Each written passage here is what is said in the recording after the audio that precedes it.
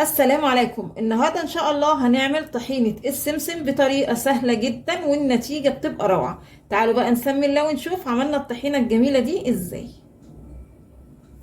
هجيب طاسة من غير زيت من غير اي حاجة، هي فاضية، وهسخنها كويس قوي، وبعدين هخليها على نار هادية، وهنزل كده بكوباية دقيق، وهفضل اشوح في الدقيق كده. انا مش عايزه الدقيق ياخد اي لون، انا عايزه بس ان انا اشوحه. وانا جربت يا جماعه الدقيق من غير تشويح، عملت بيه كده الطحينه من غير تشويح، لا الطعم اختلف تماما. التشويح فعلا بيدي للطحينه مذاق كده جميل جدا. الموضوع ما بياخدش وقت خالص، دقيقتين تلاتة وبتلاقي ريحه الدقيق كده المتشوح ظهرت. نطفي على طول.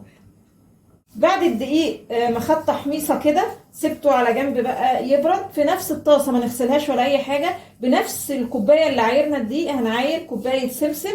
لو انت جايباه مش متحمص، لو انت جايباه متحمص تشتغلي بيه عادي. ده بقى سمسم ني، فهنديله كده تحميصه اهو. لما يجي بقى باللون ده نطفي على كده، ومش عايزه لون ازيد من كده علشان الطحينه معانا طعمها ما يبقاش مر. جهزنا دلوقتي مكونات الطحينة.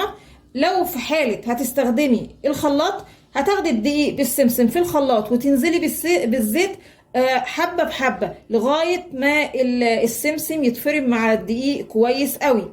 لو شغالة بالكبة، احنا طبعا بنحط كوباية زيت علشان نلف سلاح الخلاط، لكن لو هتشتغلي بكبة فبكبة يعني ما بتبقاش محتاجة الزيت ده كله. ممكن تطحني السمسم مع الدقيق وبعدين تحطي حاجة زي ايه، من ربع لنص كوباية زيت.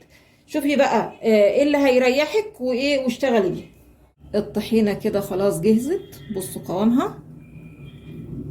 عايزه اقول لكم على حاجه، لو حطيت الطحينه في التلاجة ولقيتي ان الطحينه مثلا رقدت لتحت وطلع الزيت لفوق، الزيت ده بيبقى طعمه جميل جدا. يعني لما تيجي بقى يعني توضبي فول، حطي الزيت اللي هو بيبقى في الطحينه، بيبقى الزيت كده بسمسم، بيبقى مدي طعم سمسم، بيبقى حلو قوي.